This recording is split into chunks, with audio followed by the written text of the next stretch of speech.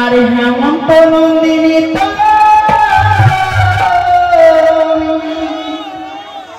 জগত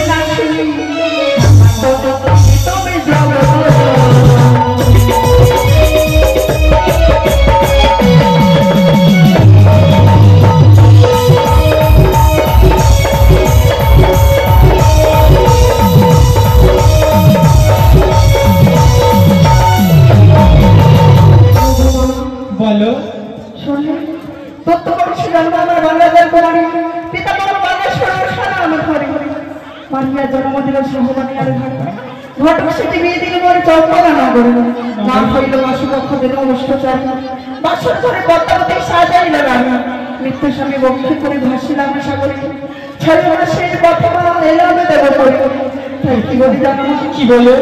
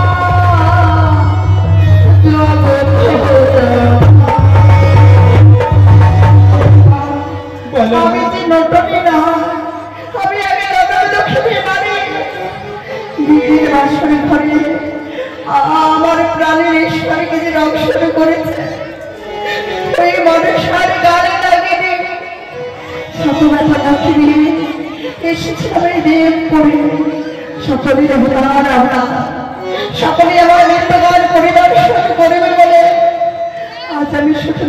প্রাণে করেছে মা।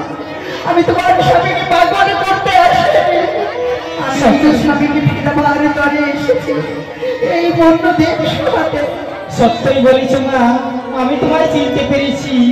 তাই তো তোমার স্বামীর প্রাণ জীবদান করার দায়িত্ব আমার।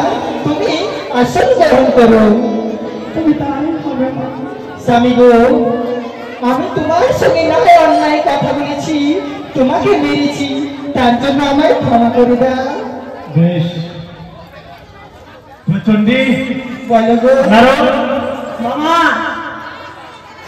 সে তুমি ওই তোমার কুচক্ষী কালী মনসাকে ডেকে নিয়ে আসে দেব সবার মাঝে। তার স্বামী চলে গেছে বলে ওই ভাতার ছাড়ি ভেবনা ভাতারি লোকের স্বামীকে দোষ দিয়ে বেড়ায়। তুমি তাকে নিয়ে আসো দেব সবার মাঝে, উচিত বিচার করে দাও ওই নাটকের সঙ্গে। নারদ, ছুটে যাও, ছুটে যাও। হ্যাঁ, ওই মনসাকে নিয়ে আসবে টানতে টানতে দেবসভার মাঝে নিয়ে যাও। কার্তিক গণেশ যদি কথা না বলে সামনে দেবে যে দেবসভার মাঝে নিয়ে যাও। নারায়ণ নারায়ণ নারায়ণ। তবে বাবা ওই মনসা যদি না আসে, মনসার বাপ কষ্ট। আয়!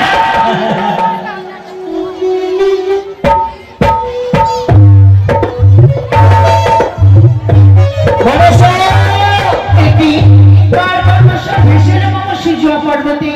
এই তো আমার নারদার কণ্ঠস্বর। নারায়ণ নারায়ণ।